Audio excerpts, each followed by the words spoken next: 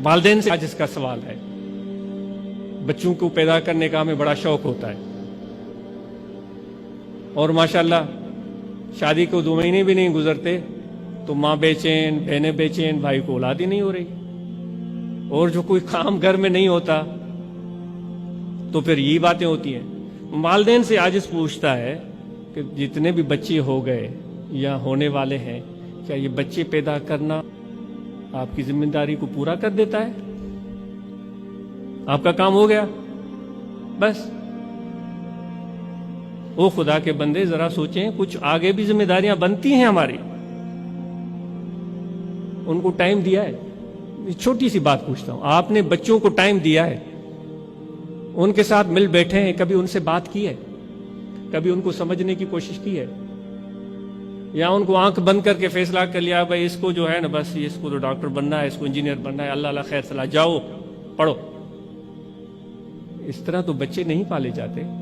آپ نے دیکھا ہوگا ایک بلی ہوتی ہے، اس کے چھوٹے کٹنس ہوتی ہیں، ان کو کس طرح سکھاتی ہے پانی پینا، کھانا کھانا، پوٹی کرنا، ایک ایک چیز، منہ صاف کرنا ان کو سکھاتی ہے. اے اولل الباب، اے عقل مند انسان، ہمیں کیا ہو گیا؟ بچوں کو ٹائم دیا ہے یا نہیں دیا ہے؟ مجھے جواب چاہیے. کتنا ٹائم دیا ہے روزانہ؟ اگر ہم ٹائم نہیں دے رہے تھے تو آج کے بعد ہم سب نے بچوں کو ٹائم دینا ہے، ان کے ساتھ بیٹھنا ہے، ان کی باتیں سننی ہے، لیکچر نہیں سنانے. ایک تو ہمیں بولنے کی بڑی عادت پڑ گئی ہے، خامخواہ بولتے رہتے ہیں. حضور علیہ الصلوۃ والسلام کا ارشاد پاک ہے، جو چپ رہتا ہے وہ کامیاب ہوتا ہے. صدیق اکبر رضی اللہ تعالیٰ عنہ کو حضور کے سامنے کوئی شخص برا بھلا کہہ رہا تھا، حضور بھی خاموش علیہ الصلوۃ والسلام، صدیق اکبر رضی اللہ تعالیٰ عنہ بھی خاموش. وہ کہہ رہا ہے، کوئی جوابی کاروائی نہیں ہو رہی ہے.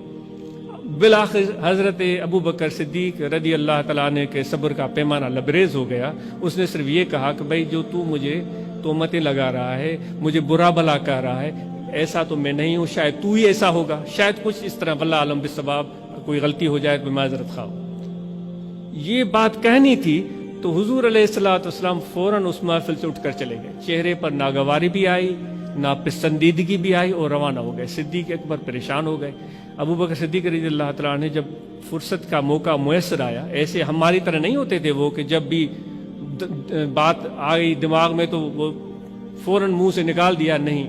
جب موقع میسر آیا، مناسب ٹائم تھا، تو انہوں نے عرض کیا یا رسول اللہ صلی اللہ علیہ وسلم، وہ مجھے برا بھلا کہہ رہا تھا، آپ تشریف فرماتے. میں نے تو اس کو برا بھلا نہیں کہا، میں نے صرف یہ کہا میں ایسا نہیں ہوں، شاید ایسا کہا ہو کہ تم ایسے ہو. تو آپ کو یہ بات پسند نہیں آئی، مجھے بہت اس چیز کا افسوس ہے. آپ صلی اللہ علیہ وآلہ وسلم نے فرمایا صدیق، جب وہ شخص آپ کو برا بھلا کہہ رہا تھا تو اللہ نے عرش سے فرشتہ بھیجا تھا، وہ تمہاری طرف سے اس کو جواب دے رہا تھا، وہ جواب دیے جا رہا تھا. لیکن جیسے ہی آپ نے زبان ہلائی تو فرشتہ چلا گیا. تو ہم نے بھی سوچا کہ جب فرشتہ چلا گیا تو ہمارے بیٹھنے کی ضرورت نہیں ہے.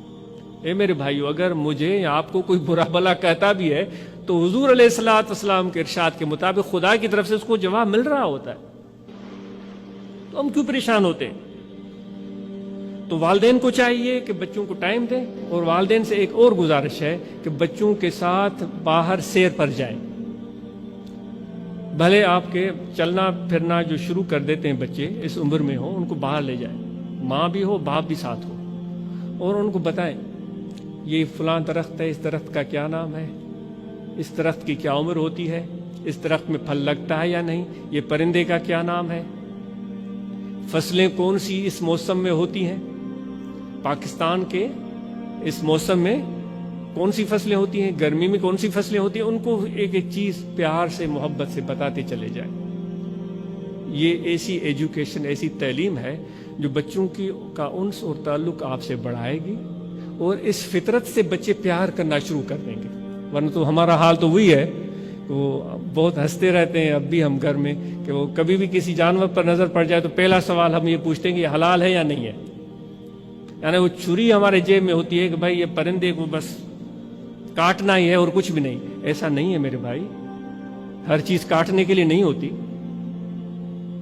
خدا نے یہ چیزیں اتنی خوبصورت پر کیوں پرندوں کو دی ہیں؟ تمہارے آنکھوں میں یہ پہچان کیوں رکھی ہے کہ اتنے رنگوں کو تمہاری آنکھ پہچان لیتی ہے؟ تو ان کی خوبصورتی کو اپنے دل کی گہرائیوں سے محسوس کرو. اس لیے خدا نے تمہارے آنکھوں میں یہ، ورنہ تو کہتے ہیں کتے کو صرف کالا اور سفید نظر آتا ہے اور کوئی رنگ نظر نہیں آتا. اللہ نے تمہیں اتنی صلاحیتیں دی ہیں اور تم صرف اپنے چھری ہاتھ جیب میں پڑی ہوئی ہے اور بندوق کندھے پر ہے، ٹھا ٹھا اور ہضم کرو اور کھاؤ. خدا کے بندے، اس طرح کی زندگی اگر ہم گزاریں گے تو بیچارے ہمارے بچے بھی ایسے ہو جائیں گے.